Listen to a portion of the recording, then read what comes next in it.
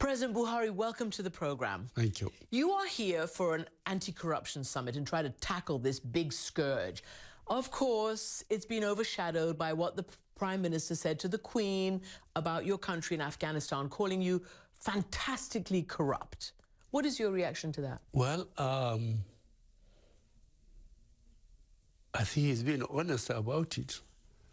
He is talking about what he knows about the two of us, Afghanistan and Nigeria.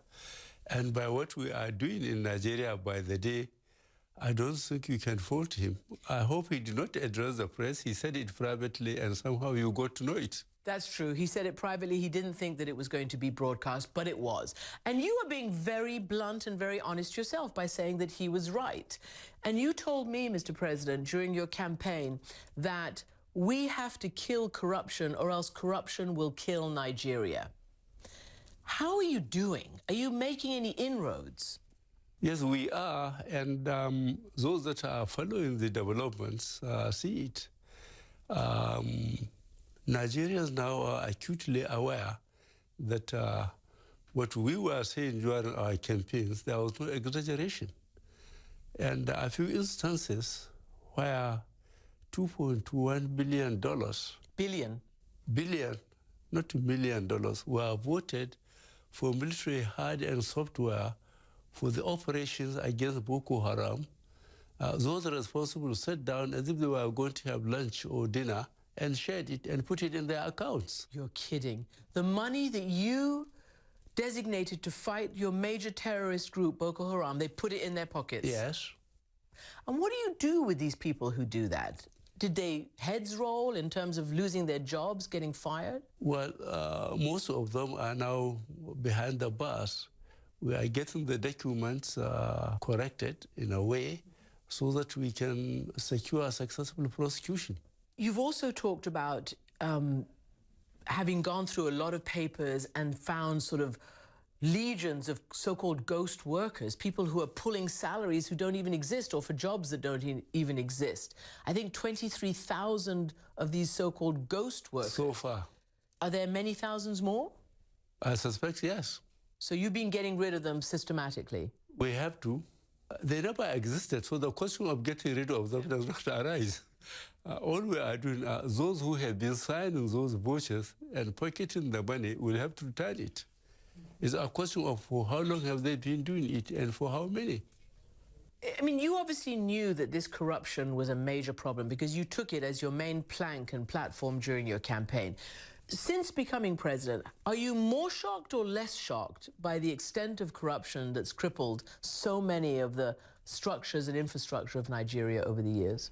Much more shocked. You're more shocked? Yes. The issue of Boko Haram is something that the whole world is looking at Nigeria for, particularly these poor girls, the Chibok girls, who've become an international symbol for all that is wrong with this terrorism, with this radical Islamism, and with the attack on civilians, especially girls.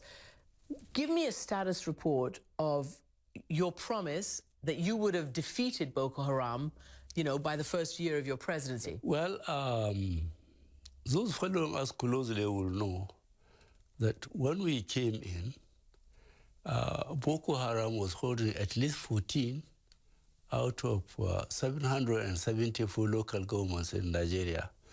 They fixed their flag and called it some sort of republic, caliphate of some sort. But now, you ask people of that state, Borno, Boko Haram is not holding any particular local government. But what they are doing, they have gone down to technology, improvised explosive devices for soft targets, churches, mosques, marketplaces, motor parks, and just killed people en masse.